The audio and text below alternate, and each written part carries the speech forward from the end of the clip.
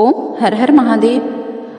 आज मैं आप लोगों को महाशिवरात्रि व्रत की कथा के महात्म्य सुनाने जा रही हूँ। उसके बाद में आपको महात्म्य के बाद में यदि कथा सुनाऊंगी तो आपको शुभ फल की प्राप्ति होगी। तो आज मैं अभी आपको महात्म्य समझाने जा रही हूँ। इससे पूर्व आपसे अनुरोध करना चाहती हूँ, आपसे निवेदन करना चाहती हूँ कि यदि आप बड़े भाई बहन हो, छोटे भाई बहन हो, तो हाथ जोड़ के प्रार्थना करती हूँ कि आप बेल आइकन को प्रेस कर दीजिए, जिससे सारी नोटिफिकेशन आपके पास जाती रहे और सब्सक्राइब करना न हो। तो आइए हम लोग कथा की ओर चलते। शिवरात्रि व्रत के महत्व कथा इस प्रकार है। इस व्रत के महत्व की अनेक कथाएं ग्रंथों में हमारे प्रचलित है, जहाँ पर कि स्कंद पुराण में लिखा गया है कि पूर्व काल में कोई विधवा ब्राह्मणी थी जिसकी प्रकृति बहुत चंचल थी। वह काम भोग में आसक्त रह, अतः किसी कामी चंडाल के साथ उसका संबंध हो गया था। उसके गर्भ से दुरात्मा चंडाल एक जन्म लिया जिसका नाम था दुसह। वह पुत्र बड़ा ही दुरात्मा था। वह सब धर्मों के विपरीत ही आचरण करता था। महान पाप पूर्ण प्रयोगों द्वारा वह सदा नए नए पाप प्रारंभ करता था। वह जुआ, शराबी, चोर, गुरु स्त्रीगामी, वधिक तथा चंडाल लोचित कर्म करने वाला। एक दिन वह अधर्मी मन में कोई बुरी वृत्ति लेकर किसी शिवालय में गया। उस दिन शिवरात्रि थी। उस रात में भगवान शिव के पास उपवास पूर्वक रहा और वहां पास ही देवात होती हुई शैव शास्त्र की कथा सुनता रहा। वहां उसे लिंग स्वरूप भगवान शिव जी का दर्शन हुआ। दुष्ट होते हुए भी उसने एक रात व्रत किया और शिवरात्रि में जागरण रहा। उसी शुभ कर्म के परिणाम से उसने पूर्ण योनि प्राप्ति करके बहुत वर्षों तक परमाताओं के लोक में सुख भोग किया। तदंतर वह राजा चित्रांगन का पुत्र हुआ। उसमें राजेश्वरों के लक्षण थे। वहां वह विचित्र वीर के नाम से प्रसिद्ध हुआ। उसका रूप सुंदर था। उसने बहुत बड़ा राज्य प्राप्त करके भी अपने मन में अहंकार नहीं आने दिया। भगवान शिव की भक्ति करते हुए वह सदा शिव धर्म के पालन में तत्पर रहता था। शिव संबंधी शास्त्रों को मानता था। उन्हीं के अनुसार शिव की पूजा किया करता। भगवान शिव की कथा सुनने से उसमें प्रेम के सभी लक्षण प्रकट होते जाते। उसे शिव को प्रेम लक्षणा भक्ति प्राप्त हुई। भगवान शिव के ध्यान में निरंतर संलग्न रहने का कारण उसकी सारी आयु व्रत में ही बीती। भगवान शिव उस संसार में पशुओं, अज्ञानियों तथा ज्ञानियों के समान रूप से सुलभ है। शिवरात्रि के उपवास से राजा को उत्तम ज्ञान प्राप्त हुआ। उस ज्ञान से सब प्राणियों में निरंतर संभाव का अनुभव हुआ। तत्पश्चात यह अनुभव हुआ कि इस संसार में कहीं कोई ऐसी वस्तु नहीं है भगवान शिव से रहित हो। राजा विचित्र वीर यह ज्ञान प्राप्त करके भगवान शिव के अत्यंत प्रिय भक्त हो गए।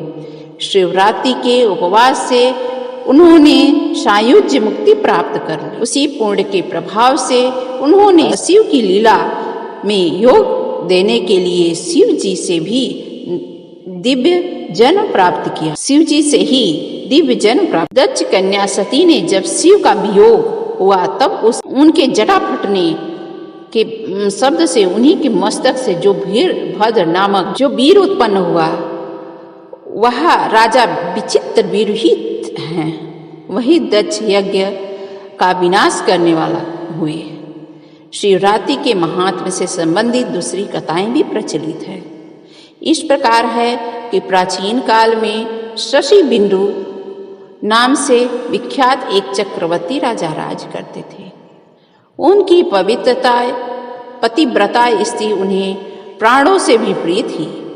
राजा के पास एक सुंदर सुवर्णमय आकाशगामी विमान था जिसके द्वारा वे अपनी इच्छा के संपूर्ण लोकों में घूमते रहते थे। एक समय फाल्गुन मास कृष्ण पक्ष की चतुर्दशी शिवरात्रि का पर्व आने पर राजा शशिबिंदु तम प्रभास क्षेत्र में आए। वहां उन्होंने बहुत से महर्षियों को देखा जो जप एवं होम से तत्पर हो गए, जो होम एवं जप से तत्पर रात में जागरण करने के लिए सोमनाथ जी के सम्मुख बैठे हुए। राजा ने भी सोमनाथ का दर्शन और प्रमाण करके शिव विधि पूर्वक पूजन किया और कौश भक्ति भाव से उन सभी ऋषि मुनियों का स्वागत सत्कार करके वे समीपस्थ केदार लिंग के पास चले गए।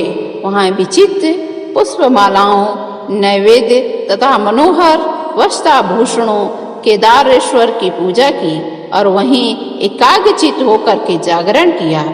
जब वे सब मुनि कौतूहलवश राजा के समीप गए और इस प्रकार बोले, राजन, तुम सोमेश्वर देव को छोड़कर केदार जी के आगे जो जागरण और पूजन करते हो, इसका कारण क्या है?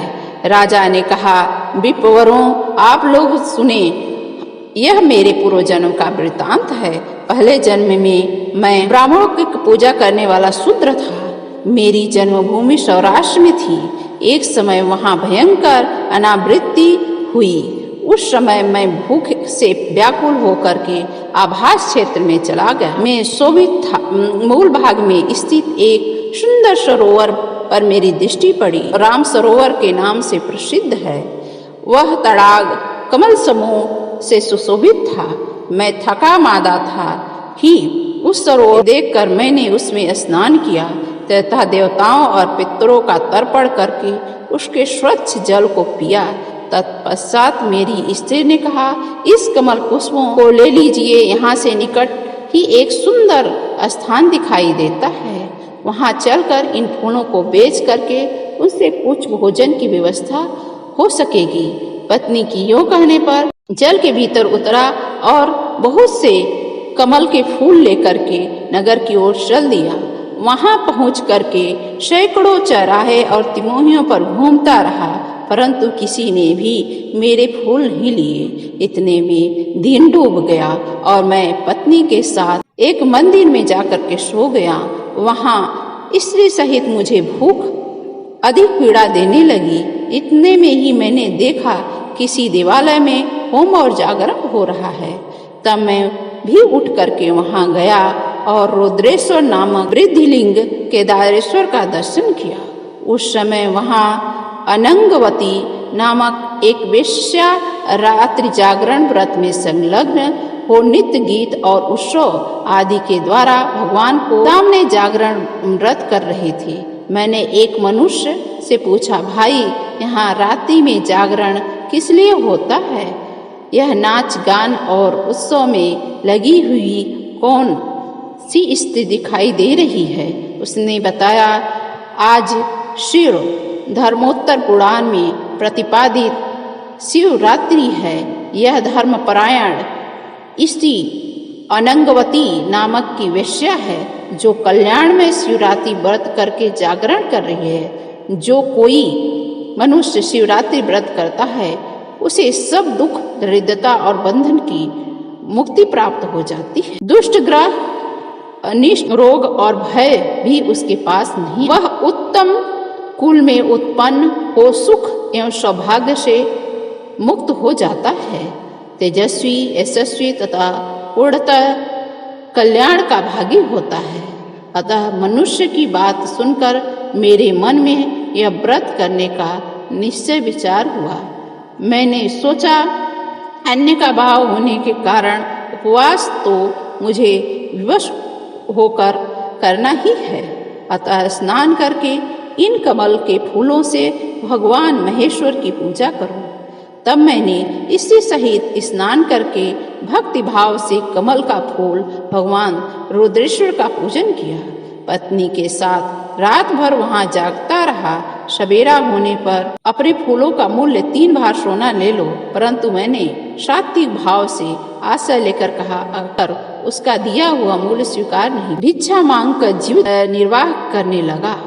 दीर्घ काल के पश्चात मेरी मृत्यु हुई। उस समय यह मेरी प्राण प्यारी पत्नी मेरे शरीर को ले चिंता में थी कि आग में जल कर प्रवेश कर गई। उस पूजन और जागरण के प्रभाव से मैं पूर्व जन्म की बीते बातों को स्मरण करने वाला चक्रवर्ती राजा हुआ। एक बार संयोगवश यह व्रत किया था जिसका यह महान फल प्राप्त हुआ है। अब मैं भक्ति भाव से यथावत सौभाग्य के साथ जो इस व्रत का पालन करता हूँ, इसका भविष्य में क्या फल होगा यह भी मैं नहीं जानता। यह सुन करके उन ब्राह्मणों के नेत्र आश्चर्य से खिल उठे। साधु कहकर राजा की भूरी भूरी प्रशंसा की। उन्होंने स्वयं शंभु शिवलिंग का पूजन किया। राजा शिव बिंदु उस केदारेश्वर लिंग के प्रसाद के देव दुर्लभ उत्तम सिद्ध हो गया, शुद्ध को प्राप्त हुए। अनंगवती वेश्या शिवरात्रि व्रत तथा केदार लिंग के प्रभाव से रंभा नामक अप्सरा हुई। शिवरात्रि व्रत के महात्म की कुछ कथाएं शिव महापुराण में भी पाई जाती है। उदाहरण के लिए रुद्र संहिता अध्याय 17-19 में वर्णित ज्ञानदत्त कुमार निधि की कथा, जिसमें अनजाने में ही शिवरात्रि करके कालांतर में कुबेर का पद प्राप्त किया। अनजाने में ही शिवरात्रि व्रत से एक भील पर शंकर जी भी प्रसन्न हुए। फलस्वरूप वो नामक से उसकी ख्याति हुई। यथा समय श्री राम ने उसके घर पधार कर मित्रता का संबंध स्थापित किया। तो ये सब कथाएं प्रचलित हैं। यदि आप कथाएं और भी सुनना चाहते हैं, शिव जी की महिमा प्राप्त करना चाहते हैं, तो हमारे बेल आइकन को प्रेस कर दीजिए। बधू बांधवों सहित ज़्यादा से ज़्यादा वृद्ध जनों के सहित आप यह कथा को श्रवण कीजिए, जिससे आपको भी फल की प्राप्ति होगी। ओम हर हर महादेव। जय श्री कृष्ण। राधे राधे।